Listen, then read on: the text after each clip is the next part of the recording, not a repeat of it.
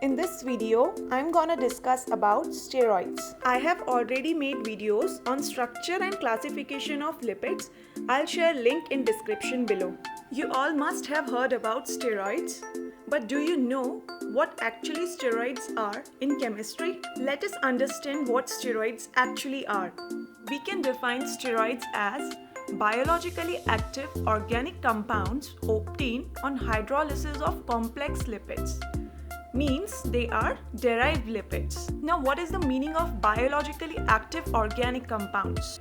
These are compounds that affect biological processes in a way which has an impact on body's function. मतलब ये कि ये biological processes को इस तरह अफेक्ट करते हैं कि उसका असर बॉडी की फंक्शंस पे पड़ता है. Second thing is all steroids contains 4 rings arranged in a specific molecular configuration.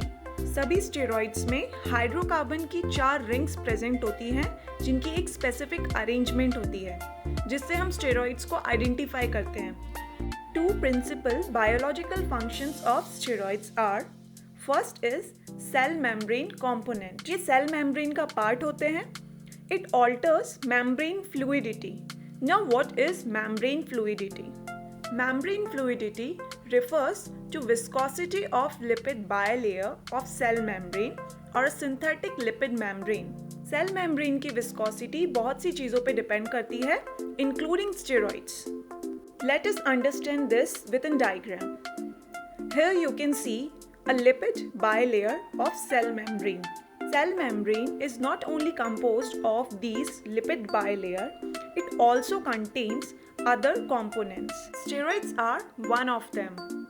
Steroids such as cholesterol are present between these bilayer.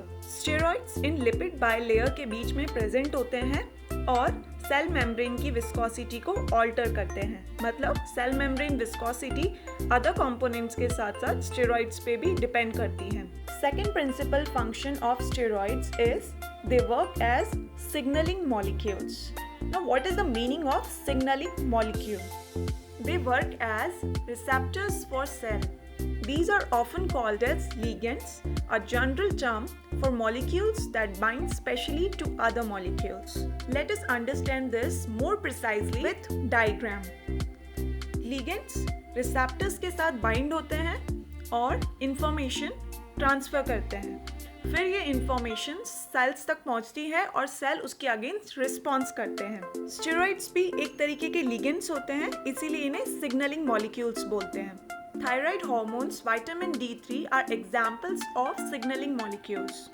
Nature में 100 से ज़्यादा स्टेरॉइड्स पाए जाते हैं. These are found in plants, animals and fungus.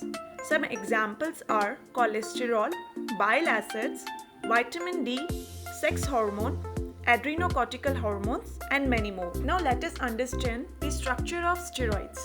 Steroids हमें गोनेन से obtained होते हैं. गोनेन एक केमिकल कंपाउंड है जिसका केमिकल फॉर्मूला है C17H28. इसके अंदर 3 साइक्लोहेक्सेन की रिंग प्रेजेंट होती है और एक साइक्लोपेंटेन की रिंग प्रेजेंट होती है. ये कुछ इस तरह से अरेंज होती हैं. A, B, C ये 3 साइक्लोहेक्सेन रिंग्स और D cyclopentane ring.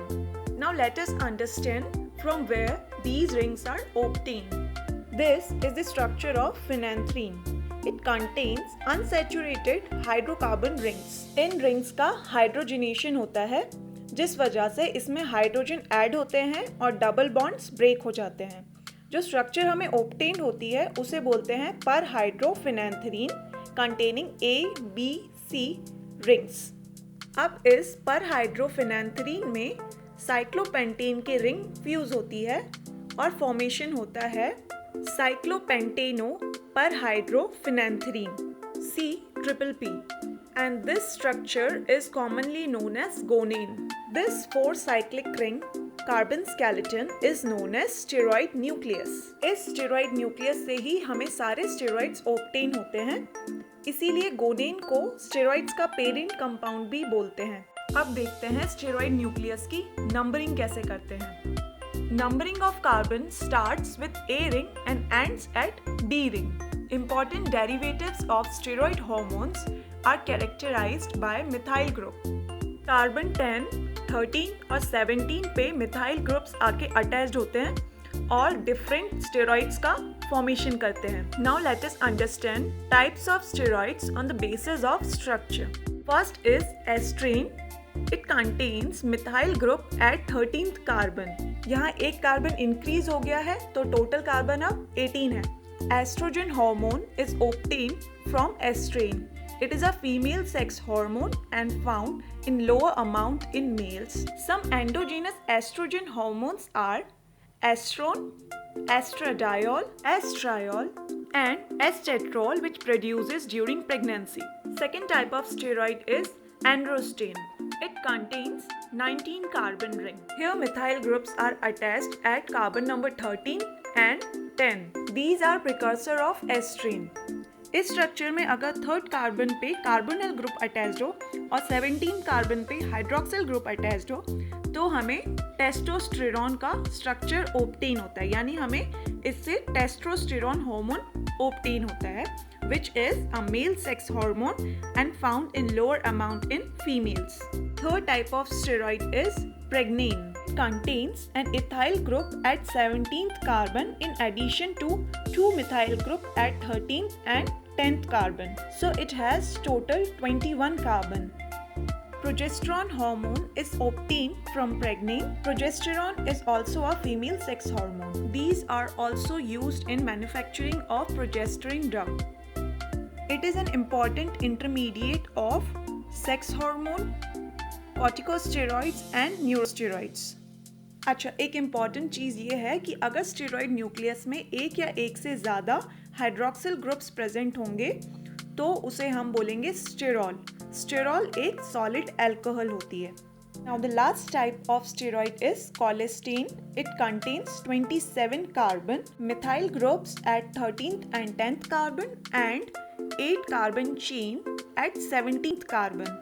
Cholesterol is obtained from colistin. It is a precursor of all other steroids and important cell membrane component. Cholesterol is a solid compound.